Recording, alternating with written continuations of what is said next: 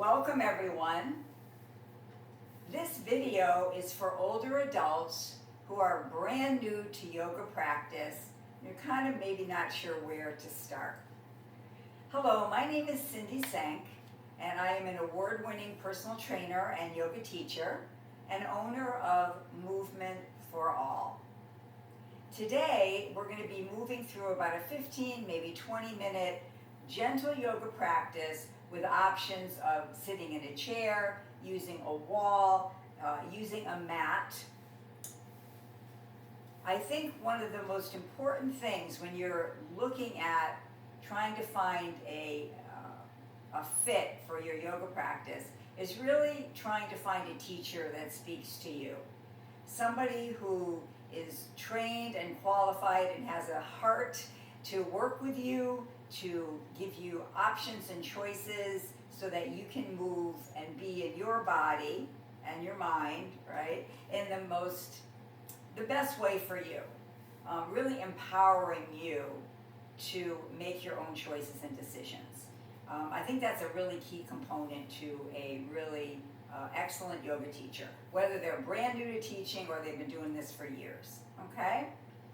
A couple other things. You see me sit in a chair, and I love the chair. It's a great support. But also, down the road, if you decide to continue to practice, some things that I find really helpful in my 71-year-old body that has 2 types of arthritis are props and supports. Not only the chair, the wall, right? But things like blocks, yoga blocks can be really, really helpful. I love my kneeling pad. It's very old. A friend of mine gave me this over 20 years ago. It's all duct taped up, but I love it. I use it all the time. And also, because I have some arthritis challenges with my hands and wrists, I use these yoga grips as a way to weight bear and takes a little bit of load off my wrists. But blocks can be similar with that as well. So I'm going to invite you to find a comfortable seat. Now, you may be in a chair as I am, or you might decide that you would like to sit on your mat. You can also practice in a bed. There's multiple ways, right? So sitting on a mat sometimes can be really uncomfortable sitting on a flat surface. So putting yourself up on something like a cushion, right, or a blanket, a meditation cushion can be really, really helpful to be able to relax into starting your practice. So most yoga practices start with grounding, settling in, centering. And again, I'm giving you a very abbreviated version of these things today. But I'm going to invite you to find your comfortable seat, whatever that may be. Perhaps close your eyes or take a soft gaze to the earth. And take these first few moments to arrive into your practice. Notice the parts of the body that are connected to the surfaces beneath you. Notice your breath as it flows in and out of your body. You may choose to breathe through your nose exclusively or nose and mouth breath. Again, whatever is best for you. So as we find our alignment, grounding or rooting to the earth beneath you, lengthening and just inviting elongation into the spine. Again, find your perfect alignment today. You might want to be having your back connected to the back of the chair or not. You might sit on the forward edge of your cushion if you're on the mat. And then think about, see how these things feel in your body. Maybe ears over shoulders, shoulders over the hips. Draw shoulder blades to back body, opening up the heart here. And just sitting for a moment or two more with breath. Checking in. Just scanning, body scan and focus. Grounding, right? Centering.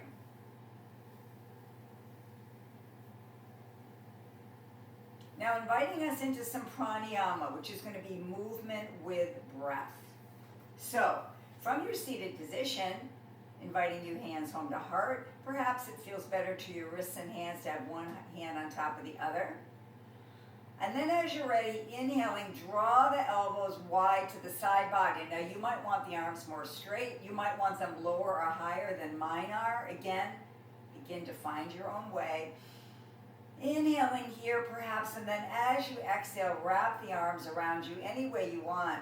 Maybe touching shoulders, elbows, or wrists here.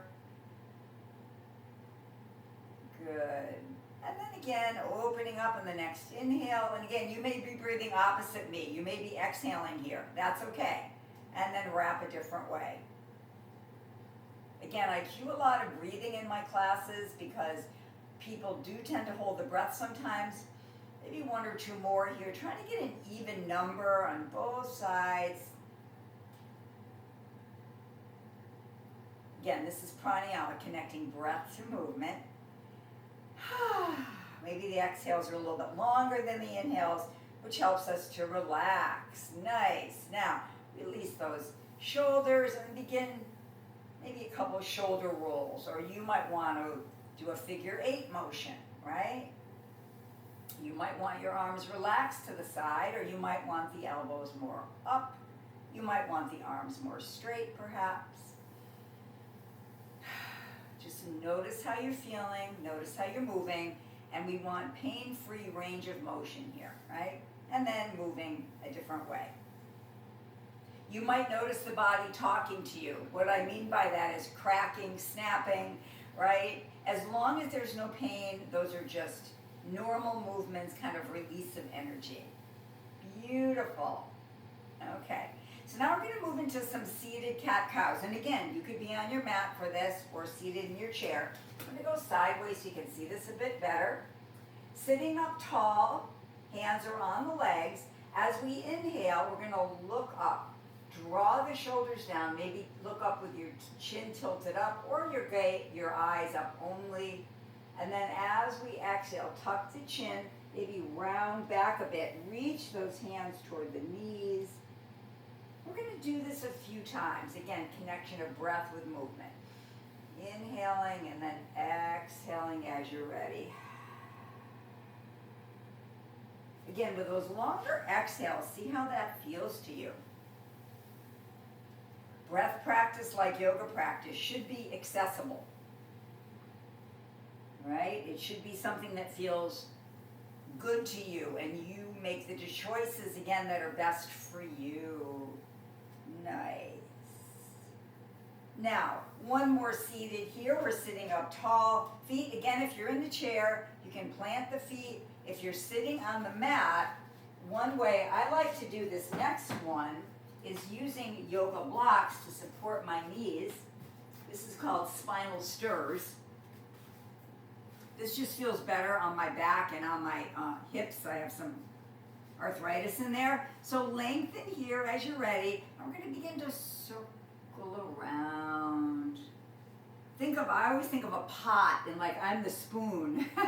Kind of stirring around the pot here, all right? And again, you can go as far forward and as far back as you'd like. You could keep lengthened spine, or you can tuck your chin in round as you come forward.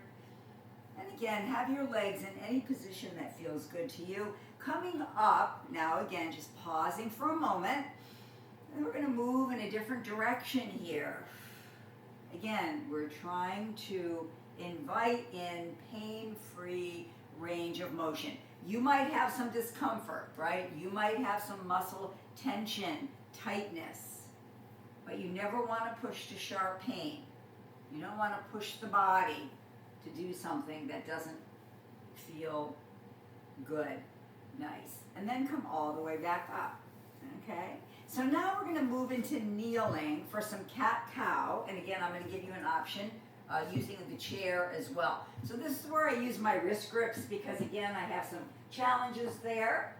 And I also love, as I said to you before, my kneeling pad, which really helps to cushion the knees.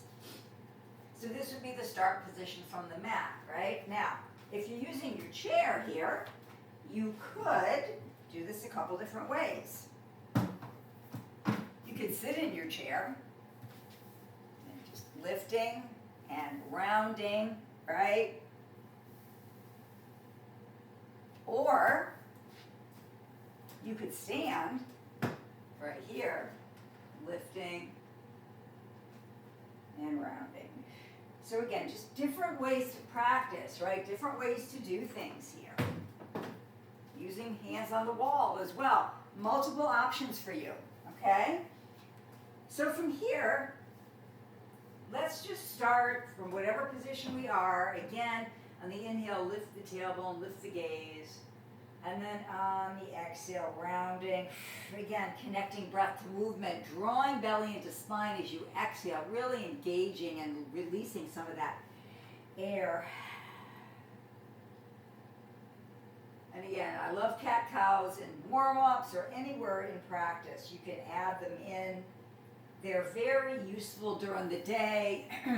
If I'm sitting too much or doing something, my back starts to bother me, I might stop and stand and do these or sit and do whatever, but these really help quite a bit. Good. Nice. And then pausing here, now we're going to come into quadruped next. So from kneeling, right leg is going to go back, lifting it up hip height, left arm, okay? Now in the chair, the leg would go more forward, okay? Right leg forward, left leg back. You might lean back a bit here. So this is a core strengthener here. So it's opposite arm, opposite leg. Could I do this standing? Absolutely. Again, whatever is best for you. I work with a variety of different people. I'm very grateful to have people that come to my classes or personal train with me. And again, the key, as I said in the beginning of this, is to choose what is best for you, right? That's the important piece here. This is time you spend with yourself, practicing self-care. Maybe you have chronic pain, whatever it is. So now we're going to offer a couple standing options. I usually invite my students to come up to standing any way that they would like. But a couple things that I cue is not to come up too quickly, right? If we come up too quickly, especially for an older adult, you can get lightheaded, right? We kind of come up too quickly. So I really recommend halfway up and then gradually coming up all the way. And we're going to be moving into what we call mountain pose here, okay? Now, you can also do this seated in the chair. So, feeling the feet connect to the earth, invite elongation again through the spine, hands reaching down by the side, palms facing front. This is how it would look from the side. You could also do hands to heart. You could also reach the arms up here in what we call victory mountain. Now, if you're an older adult like me, studies have shown that it might be more comfortable for you to raise your arms more in front of you versus back. I know for me that really is true. So again, find where you want to be. Find what works for you. Mountain pose. Nice. Now, float both arms down. Keep your right hand on the right leg. Left arm is going to lengthen here, and we're going to lean over. This is our standing crescent moon. Now here, your gaze, you could look up to the top hand, straight ahead, or down to the right. Really side bend. This is a great one. Coming all the way back up. Other side, connecting, lengthening, and up and over here. Stay with your breath. Breathe. Nice. Good. You could make this a flow. So what is a flow in yoga? It's just a little bit of gentle movement, or it might be more vigorous depending on the type of yoga you're practicing. But it's more kind of continuous movement. And the body loves flows. The mind loves flows. The nervous system, right? Good. Nice. So standing, again, mountain is the base of all of our standing postures. And then usually in a yoga practice, the teacher might offer a balancing section, right? A balance section here. So this is where I love the support of a wall. I have a ballet bar here in my virtual studio, but also your chair. You know, your chair can be your friend here. So we're going to offer tree pose today. So rooting into the leg that's closest to your chair. The other leg is going to come up. So you're going to bend that knee and then turn that leg out. Now, your foot could stay on the mat, or you could bring your foot to the side of your leg, anywhere along that leg. You could hold on to the chair, you could release your arms, you could raise the arms up. Again, whatever feels best to you in your tree pose. Can this be done seated? Absolutely. Absolutely. Again, multiple options. You could have this leg straight out if you'd rather. So again, and then let's go to the other side here, just so that we're even as best we can be. There's also great options with 2 chairs. Some of my videos I have that option in as well. But today, like I said, I'm just kind of giving you some quick different things that you can do. Okay? So a standing or a balance option, I should say, is very often a part of a yoga practice as well. Okay? And then back bending, just different options. We already did a little bit of that in our cat-cow, right? But we're going to offer a standing or seated back bend here. So, hands can be down by your side, clasped behind you, connected into your low back, or maybe behind your head for support. The most important key here is to move from the core, not move your head back first, okay? However you're practicing this. From seated, also a wall, you could stand against a wall here, okay? So I'm going to give you a couple options here. I have one hand on my head, one hand on my low back. Pressing from the hips now, like you're pressing your thighs against the wall in front of you, gently arching back here. Breathing. And again, this shape, come all the way back up, sitting in a chair, reaching back, again, on a wall. So lots of options to be able to practice, okay? So now as we're getting toward the end of our mini class today, usually teachers will come back down to the mat and maybe do a variety of different things. Now, one thing I'm going to offer you here is if you'd like to come down to the mat, you can lie on your back if that's accessible to you and gently draw your knees into your chest. Now, if you don't want to come down to the mat, you can get the same benefit, the same shape from a chair here, where you're either coming forward with a flat back and then rounding the spine. So it's very similar to somebody on their back drawing in their knees to their chest. You could also in the chair do what I just did, one leg at a time, right? So again, just coming into a relaxation here. And again, there's many different options at the end of a practice that we would offer, from a supine, lying on your back position, face-up position, right? And then at the end of practice, toward the end, there's a variety of things, but typically you'll see Shavasana, which is a relaxation that can be done again in a chair, on your mat, whatever feels best. And that's where we are relaxing, absorbing the benefits of the yoga practice that we just did. Again, all of the breathing, all of the moving, and then the relax and the letting go. Okay?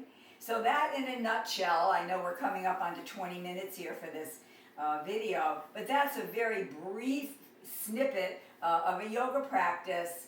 Again, I would really encourage you, if you have never practiced or you're maybe new to it, to really take advantage of trying to find a class, a teacher, something that will speak to you, that will help you, because yoga's benefits are so great. I know for me, I practice for chronic pain management, to stay functional and fit, along with my other routine that I do every day. But I find yoga to be extremely helpful, and I love to share it with others.